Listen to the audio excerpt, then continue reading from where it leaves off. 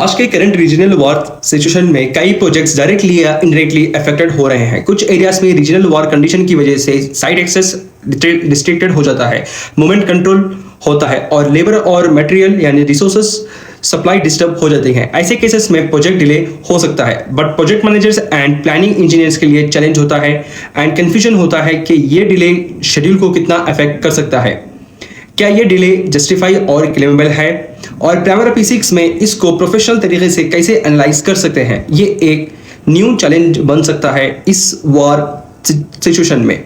इसीलिए आज के इस वीडियो में मैं आपको टाइम इंपैक्ट एनालिसिस यानी TIA के मेथड के थ्रू समझाऊंगा रीजनल वॉर का शेड्यूल पर एक्चुअल इंपैक्ट इस with step by step and clear logic के साथ में, एक सिंपल एग्जाम्पल के साथ में। तो वीडियो को लास्ट तक देखें, स्किप ना करें, ताकि आपको अच्छे से समझ में आ सकें और आप टाइम इंपैक्ट एनालिसिस और एक्सटेंशन ऑफ टाइम के लिए प्रिपरेशन कर सकें। स्टेप 1, सबसे पहले बेसलाइन शेड्यूल। सबसे पहले बेसलाइन शेड्यूल देखते हैं। यहाँ हमारे पास सिंपल प्रोजेक्ट है, जैसे कि आप स्क्रीन पे देख सक रहे हैं। हमारे पास यहाँ पे टोटल 4 एक्टिविटीज़ हैं। फर्स्ट है activity A which is site preparation, जो कि 5 डेज की है। Second foundation 5 days and third structure 6 days and activity D finishing 4 days. यानी एक सिंपल एग्जांपल के साथ में यहाँ पे दिखाया गया है। अगर देखेंगे आप यहाँ पे ये सारी activities finish to start relationship में है। सो टोटल प्रोजेक्ट ड्यूरेशन आपका हो जाएगा 20 डेज। ये हमारा अप्रूव्ड बेसलाइन शेड्यूल है। Okay, next step 2। Step 2 war delay event.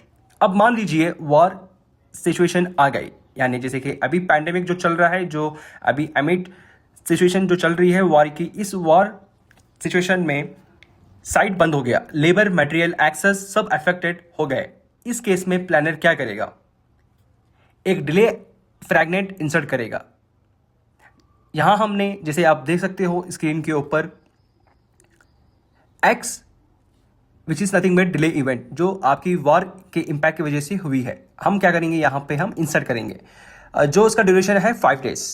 Okay, सो आप क्या करेंगे, ये डिले फाउंडेशन के बाद इंसर्ट किया गया है, यानी इसका रीजन ये है कि फाउंडेशन के बाद आपका वॉर स्टार्ट हुआ है। सो आपका वर्क स्टॉप हो गया है, यानी होल्ड पे हो गया है। स्टेप 3 में समझते हैं कि जब इसको हम इंकॉर्पोरेट करेंगे स्टेप 2 में, एक्टिविटी को इंसर्ट करेंगे, उसके बाद उसका बिफोर इम्पैक्ट और आफ्टर इम्पैक्ट क्या हुआ है। जैसे आप स्क्रीन पे देख सकते हैं before impact activity A 5 days, activity B 5 days, activity C 6 days and activity D 4 days. यानी आपकी जो इसमें लॉजिक है वो है फिनिश टू स्टार्ट। इसका मतलब जब तक आपका ए एक्टिविटी फिनिश नहीं होगा, आपका बी स्टार्ट नहीं होगा, और जब तक सी एक्टिविटी आपका फिनिश नहीं होगा, डी एक्टिविटी आपका स्टार्ट नहीं होगा, यानी 4 डेज। सो टोटल आपका टोटल ड्यूरेशन बनता है वो है 20 डेज, जो कि आपका बेसलाइन शेड्यूल है। जैसे ही हमने एक्टिविटी इंसर्ट किया as a fragnet delay fragnet activity due to war impact, अब यहाँ पे देख सकते हैं activity A 5 days, activity B 5 days and activity C से पहले हमने एक्स यानी न्यू डिले इवेंट यहाँ पे इंक्लूड किया है। ओके, देन इसका रिलेशनशिप क्या करेंगे हम लोग, एक्टिविटी सी को देंगे। Okay, then activity D. So it means before and after impact यहाँ पे 5 डेज का डिफरेंस आ रहा है, क्योंकि आपकी जो वॉर इम्पैक्ट की वजह से 5 डेज डिले हो गया था, इसलिए आपका टोटल आफ्टर इम्पैक्ट जो ड्यूरेशन आएगा that is 25 days. So it means ये क्लियर डिफरेंस है 5 डेज डिले का। यही है क्लेम्स वाला सॉलिड लॉजिक। अब नेक्स्ट स्टेप में हम लोग समझते हैं स्टेप 4 में क्रिटिकल पाथ इम्पैक्ट। अब इसका क्रिटिकल पाथ पे किस तरह से इम्पैक्ट होता है। अब सबसे इंपॉर्टेंट चीज क्रिटिकल पाथ एनालिसिस। अब ये न्यू क्रिटिकल पाथ बन गया है, जैसे कि आप देख सकते हैं A to B, B to X, X to C, C to D। It means red activities show कर रही हैं, it means delay event critical path पे है। इसका मतलब प्रोजेक्ट कंप्लीशन डायरेक्टली आपका अफेक्ट हो रहा है। यानी ये जो वॉर इम्पैक्ट जो एक्टिविटी X अंदर इंसर्ट होने के बाद एज ए वॉर इम्पैक्ट आपका जो प्रोजेक्ट है वो 5 डेज कैस्केडिंग इफेक्ट लेगा। Okay, so this is a critical path A to B, B to X, X to C and C to D. So what's the conclusion? ये delay project critical path पे impact कर रहा है, इसलिए ये excusable delay है।